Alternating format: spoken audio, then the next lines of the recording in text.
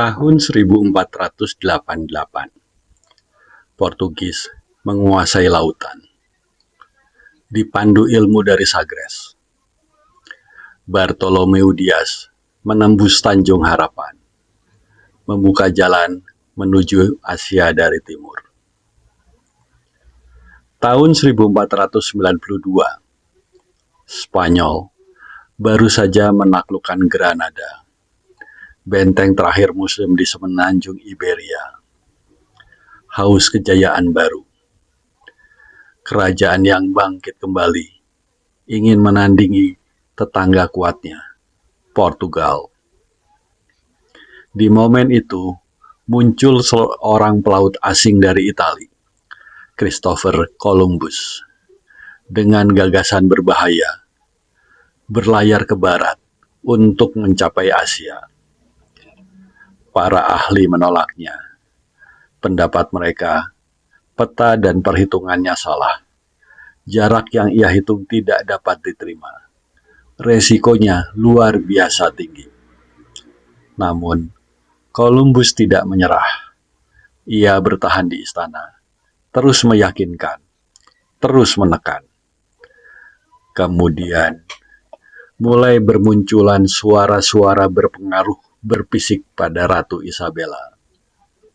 Taruhannya kecil dibandingkan ganjarannya yang tak terhingga apabila berhasil. Spanyol pun mengambil resiko. 3 kapal kecil dipersiapkan di Palos. Melawan keraguan, melawan pendapat para ahli demi prestise bangsa menyaingi tetangganya yang sudah lebih unggul di lautan, dan demi menguasai perdagangan rempah, juga demi nama besar di Eropa. Sebuah pelayaran yang dilaksanakan berdasarkan kesalahan perhitungan, namun mengubah arah sejarah. Memahami kenapa Spanyol merasa sangat bersaing dengan Portugal di abad ke-15, kita perlu melihat konteks politik dan ekonomi. Pertama, faktor politik, berupa bangsa muda yang baru bersatu. Spanyol baru selesai dengan Reconquista pada tahun 1492 dengan jatuhnya Granada, benteng terakhir Muslim di semenanjung Iberia yang sekarang menjadi negara Spanyol dan Portugal. Bagi Spanyol, Reconquista berarti momen lahirnya kesatuan nasional. Reconquista sendiri berarti penaklukan kembali. Istilah ini merujuk pada periode panjang dalam sejarah semenanjung Iberia dari abad ke-8 hingga abad ke-15, ketika kerajaan-kerajaan Kristen di utara berusaha merebut kembali wilayah yang dikuasai oleh Muslim, Al-Andalus, sejak penaklukan pada tahun 7011 Masehi. Peristiwa yang mengakhiri Reconquista pada tahun 1492 adalah pada saat Ferdinand dari Aragon dan Isabella dari Kastilia bersatu lewat pernikahan.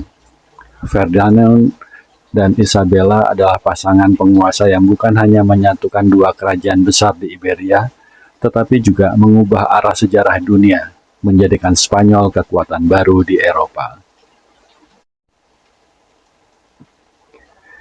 Isabella I dari Kastilia, tahun 1451 sampai 1504. Lahir di Madrigal de las Altas Torres pada tanggal 22 April 1451. Sebuah kota yang terletak di Provinsi Avila, wilayah otonomi Castilla y León, Spanyol. Menjadi Ratu Kastilia pada tahun 1474, setelah wafatnya Raja Henry IV yang merupakan saudara tirinya. Terkenal sebagai penguasa yang tegas, religius, dan berwibawa.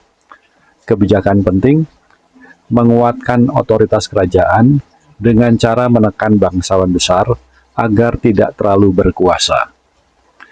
Mendukung ilmu pengetahuan dan seni. Ferdinand II dari Aragon, tahun 1452 sampai 1516.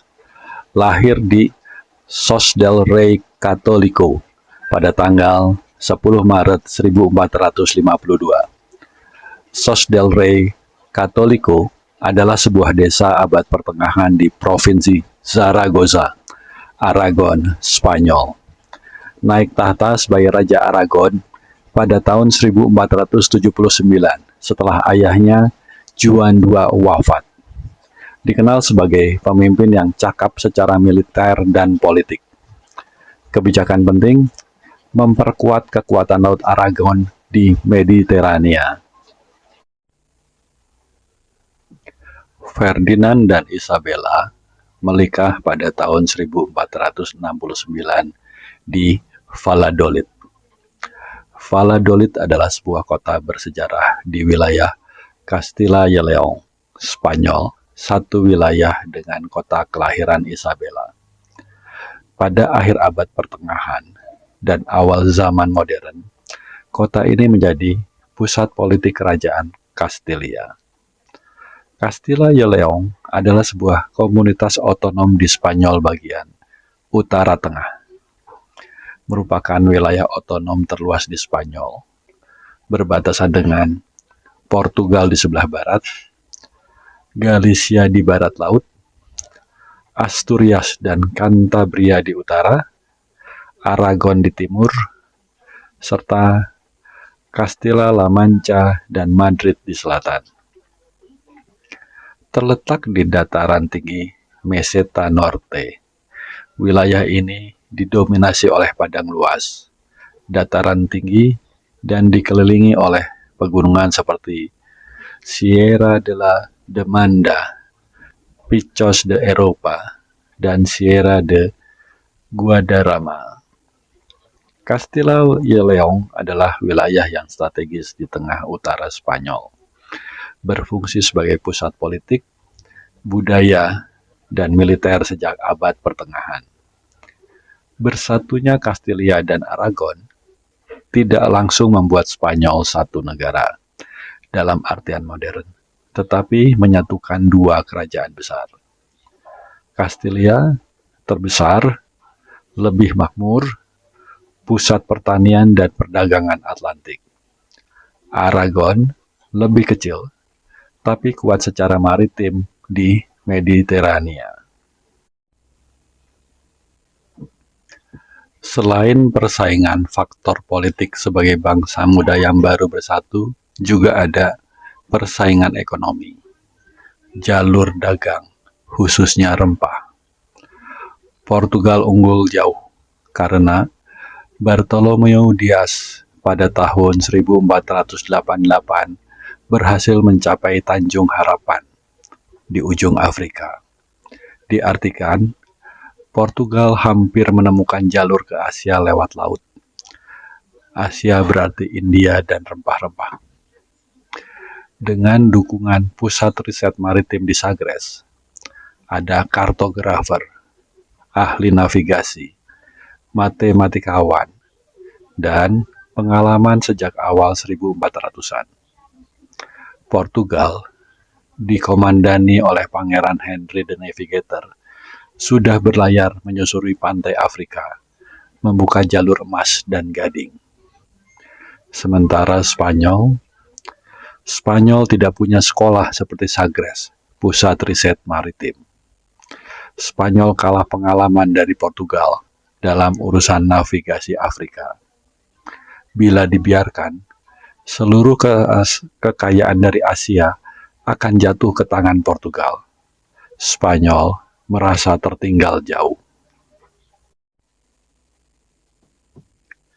Reconquista adalah momen lahirnya kesatuan nasional bagi Spanyol. Sebagai kerajaan yang baru bersatu, mereka butuh prestise internasional. Dan salah satu cara untuk menunjukkan kekuatan adalah memenangkan persaingan dengan Portugal sebagai anjang pembuktian yang bisa mengangkat martabat Spanyol di mata Eropa. Ketika Columbus datang kembali pada tahun 1492, menawarkan ekspedisi lewat jalur barat, Spanyol melihatnya sebagai satu-satunya peluang untuk menyalip Portugal. Columbus datang kembali di saat momen politik yang tepat. Spanyol butuh proyek besar untuk mengumumkan kebangkitannya, yang juga berarti memenangkan persaingan ekonomi dan dagang. Spanyol baru saja bebas dari Reconquista, penuh rasa percaya diri, dan siap mencari kejayaan baru di luar negeri. Sebelumnya, pada tahun 1490, proposal Columbus ditolak oleh Komisi Salamanca. Pada 1485, setelah mendapat penolakan dari Raja John II, Columbus dari Portugal pindah ke Spanyol dan mengajukan ide ke Raja Ferdinand dan Ratu Isabella. Penolakan Raja John II dari Portugal pada tahun 1484 sampai 1485, terutama karena para ahli navigasi Portugis menilai perhitungan Columbus salah besar dalam menghitung ukuran bumi dan jarak ke Asia lewat barat. Ukuran bumi terlalu kecil.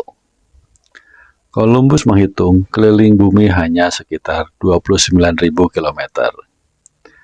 Perhitungan ilmuwan Yunani kuno, Eratosthenes, abad ketiga sebelum Masehi, adalah 40.000 km. Jadi, Columbus mengecilkan ukuran bumi 25% dari ukuran sebenarnya. Asia dianggap terlalu dekat. Columbus percaya Jepang atau Cipangu terletak kurang lebih 2.400 mil laut dari Kepulauan Kanari. Columbus yakin setelah menyeberangi Atlantik beberapa ribu kilometer saja, ia akan langsung tiba di Jepang atau Asia Timur. Columbus yakin kalau bumi bulat, maka dari Spanyol bisa langsung menyeberang Atlantik ke barat dan tiba di Asia. Faktanya, jarak sebenarnya ke Asia lewat barat adalah lebih dari 10.000 mil laut. Ia menggabungkan data yang keliru dari Ptolemaios yang memiliki ukuran bumi yang lebih kecil dan catatan Marco Polo yang menggambarkan Asia lebih luas ke timur dari yang sebenarnya. Mengabaikan Samudra Pasifik. Jadi, ia mengira sekali berlayar ke arah barat, Asia akan langsung ditemui. Menurut Columbus, luas Samudra Atlantik menuju Asia bisa ditempuh dalam jangka waktu kurang dari 1 bulan. Kenyataannya sangat luas, butuh berbulan-bulan tanpa henti. Ia tidak tahu ada benua Amerika di tengah. Samudra Pasifik tidak ada, atau pada saat itu belum ada yang mengetahui. Faktanya, ada samudra dengan luas lebih dari 165 juta kilometer persegi.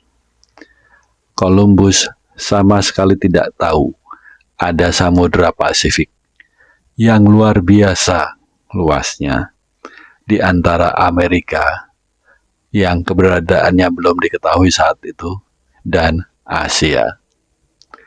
Inilah jurang perbedaan terbesar yang Columbus tidak ketahui. Resiko praktis. Dengan perkiraan jarak yang terlalu pendek, Columbus meremehkan kebutuhan logistik, terutama air dan makanan. Resiko kapal karam atau kehabisan persediaan di tengah laut.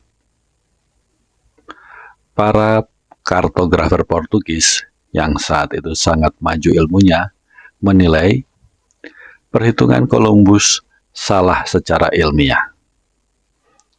Ekspedisi ke barat akan gagal total karena jaraknya jauh lebih panjang daripada yang diperkirakan. Karena itu, John II menolak mendanai. Apalagi Portugal saat itu sudah fokus ke jalur selatan, mengelilingi Afrika, menuju India. Columbus yakin Asia bisa dicapai dengan cepat lewat barat karena perhitungannya mengenai ukuran bumi lebih kecil dari fakta. Dugaan luas Asia lebih besar berdasarkan catatan Marco Polo. Ia tidak tahu ada benua Amerika dan Samudra Pasifik di tengah jalur. Ia sangat terdorong oleh ambisi ekonomi dan status sosial, sehingga lebih memilih mempercayai perhitungannya sendiri daripada mayoritas pakar.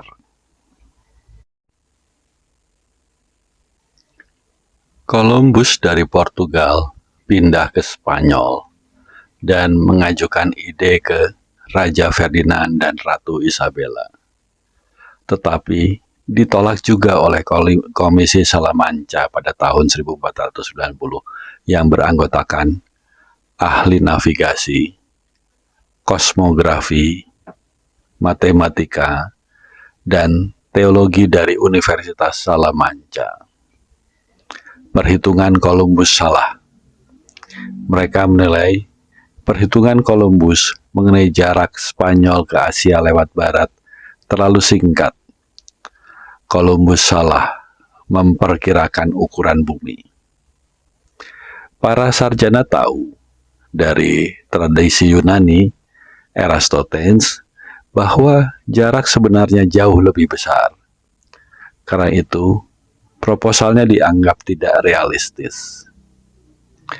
Ekspedisi samudra di Atlantik pada masa itu sangat beresiko.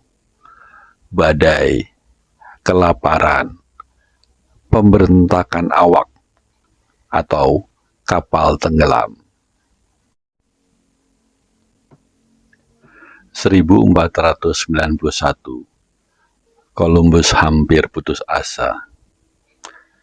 Ia pergi ke La Rabida Monastery atau biara Fransiskan, bertemu biarawan Juan Perez yang kemudian menulis surat rekomendasi ke Ratu Isabella. Meski begitu, keputusan istana masih negatif. Di kemudian hari, pada tahun 1492, meski ide itu dianggap beresiko, Louis de Santanyel, bendahara kerajaan Aragon, membujuk Isabella agar tidak melepas peluang ini. Santanyel bahkan menawarkan pinjaman pribadi untuk biaya ekspedisi. Akhirnya, Spanyol rela mendanai karena taruhannya adalah jika berhasil, Spanyol langsung punya jalur sendiri ke Asia, mengimbangi Portugal, jadi superpower. Jika gagal, kerugiannya hanya beberapa kapal kecil. Resiko kecil, imbalan bisa sangat besar. Harapan lebih besar daripada keraguan. Isabella berpikir, lebih baik bertaruh daripada tertinggal.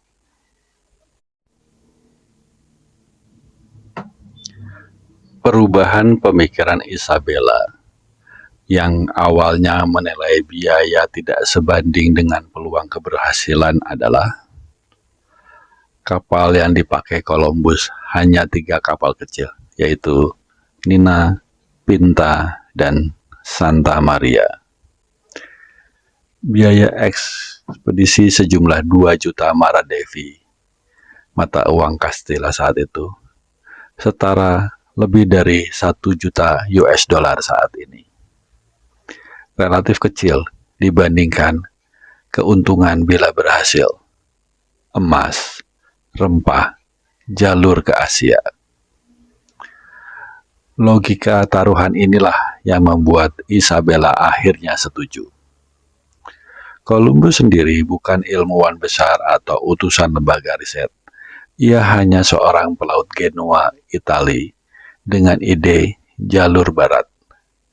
Tapi ada hal yang membuat Spanyol tertarik, yaitu kepribadian Columbus, keras kepala dan persuasif. Columbus berulang kali menolak menyerah, meski ditolak bertahun-tahun.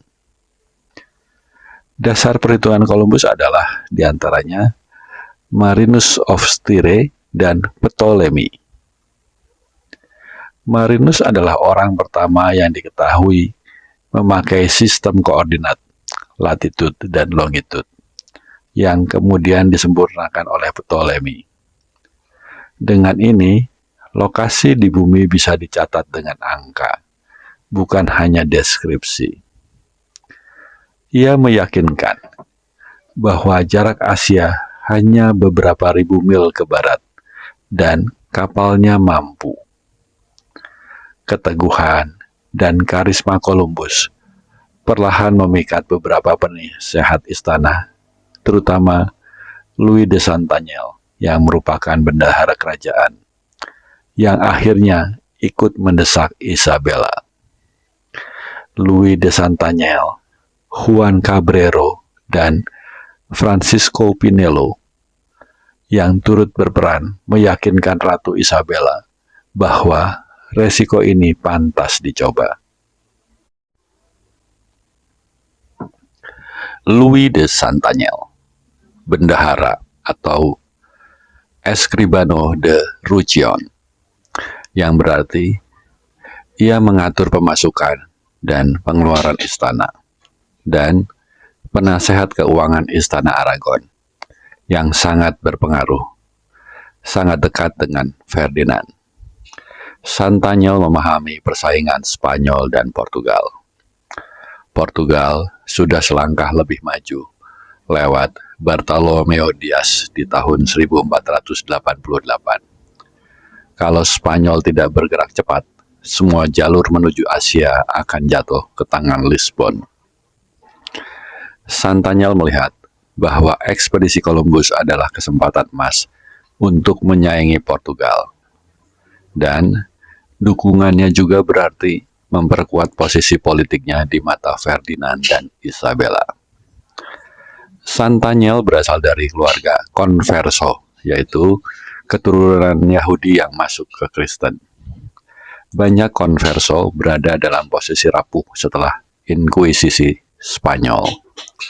Dengan mendukung ekspedisi, Santanyel bisa menunjukkan kesetiaan pada mahkota, mencari peluang ekonomi baru di wilayah luar negeri, memperkuat posisinya agar terlindung dari tekanan politik dalam negeri.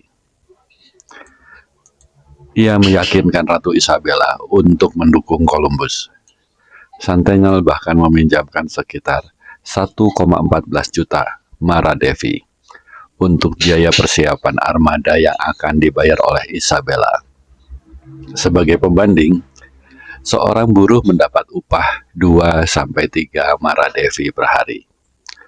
Harga sebuah karavel berkisar 200.000 sampai dengan 300.000 maradevi. Santanyel menjadi tokoh yang berkontribusi besar dalam realisasi pendanaan ekspedisi Columbus.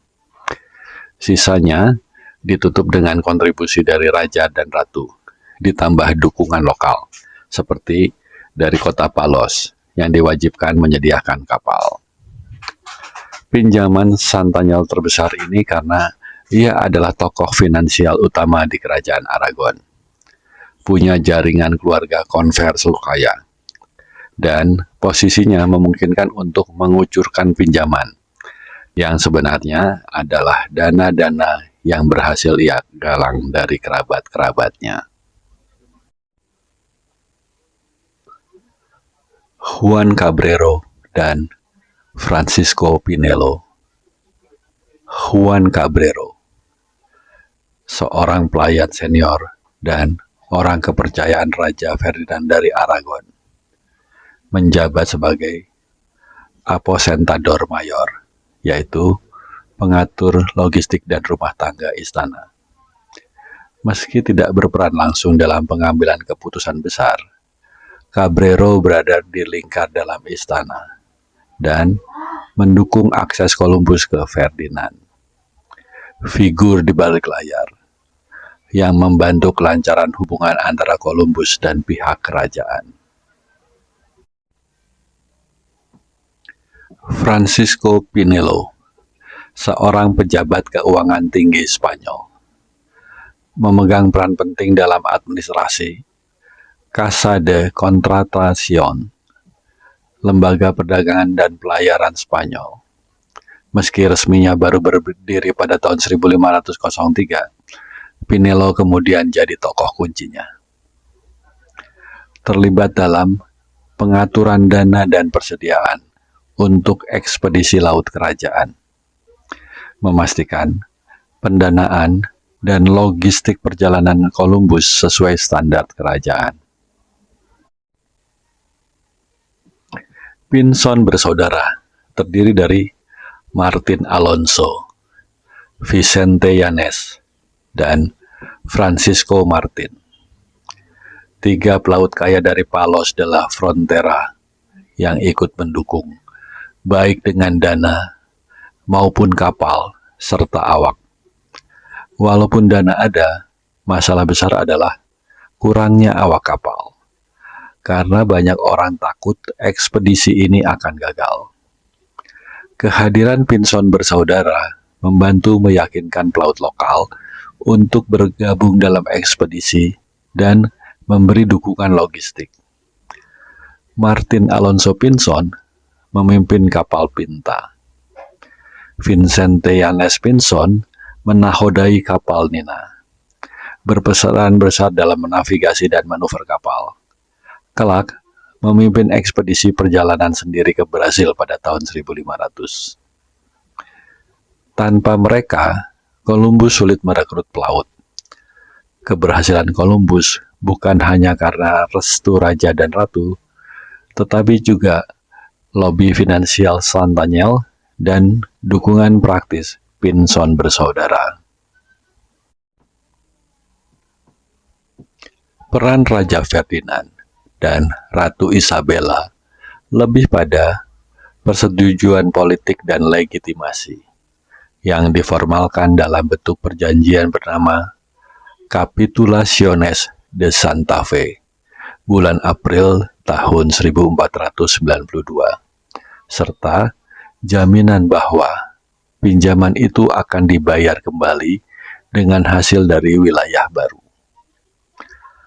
Capitulaciones de Santa Fe adalah perjanjian resmi antara Cristoforo Colombo atau Christopher Columbus dengan Raja Ferdinand dari Aragon dan Ratu Isabella dari Kastilia, yang ditandatangani di kota Santa Fe, dekat Granada.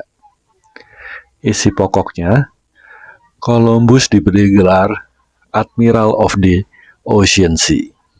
Ia diangkat sebagai Viceroy atau wakil raja dan gubernur atas wilayah yang berhasil ditemukannya. Columbus berhak memperoleh 10% dari keuntungan yang diperoleh dari perdagangan emas, rempah, dan barang dagangan lainnya dari wilayah baru, serta kewenangan menunjuk pejabat di wilayah tersebut. Dengan perkataan lain, dokumen ini adalah legislasi ekspedisi Columbus dengan jaminan dari mahkota Spanyol, menandai titik awal keterlibatan resmi Spanyol dalam era penjelajahan samudra. Tanpa Capitulaciones, ekspedisi hanya akan menjadi usaha pribadi tanpa legitimasi kerajaan.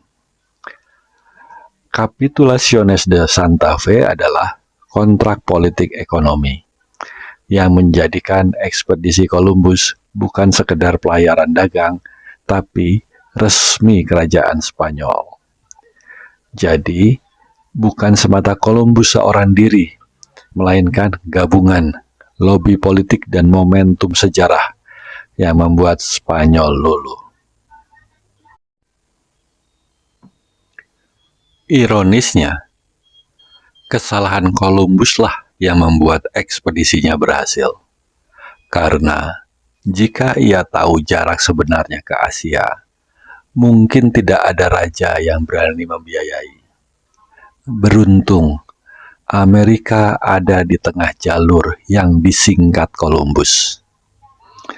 Apabila diambil intinya, Spanyol bisa diyakinkan bukan karena Columbus benar secara ilmiah, tetapi karena ia datang di saat yang tepat, pada saat Spanyol sangat butuh jalan pintas untuk menyalip Portugal.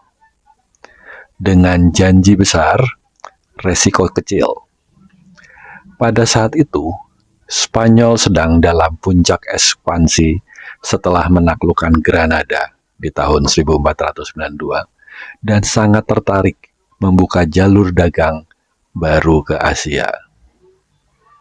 Butuh sekitar 7 tahun lebih dari tahun 1485 sampai dengan 1492 dengan banyak penolakan hingga akhirnya Isabella setuju karena terdorong kondisi politik pasca jatuhnya Granada, finansial, bisikan dari Santanyel, dan dukungan praktis dari Pinzon bersaudara. Berangkat dari Palos de la Frontera pada tanggal 3 Agustus 1492. 12 Oktober 1492 tiba di Guanahani, Kepulauan Bahama. Columbus yakin ia sampai di Kepulauan India. Karena itu orang aslinya disebut Indios atau Indian. Ia melaporkan pulau-pulau penuh kekayaan emas dan rempah. Tidak pernah tahu ia menemukan benua baru. Columbus meninggal, tetap percaya ia sudah mencapai Asia. Gelarnya diperdebatkan oleh pihak kerajaan. Sebagian hak istimewanya dicabut. Kini, Columbus dipandang ganda sebagai penjelajah berani yang mengubah sejarah dunia, sebagai simbol kolonialisme yang membawa penderitaan besar bagi penduduk asli Amerika. Penemuan tambang emas dan perak di Amerika Latin, misalnya Meksiko dan Peru, menjadikan Spanyol negara terkaya di Eropa pada abad ke-16. Aliran emas dan perak dari Amerika ke Spanyol disebut sebagai era keemasan Spanyol atau Siglo de Oro. Inilah yang membuat Spanyol berubah dari kerajaan biasa menjadi superpower dunia abad ke-16 dan 17.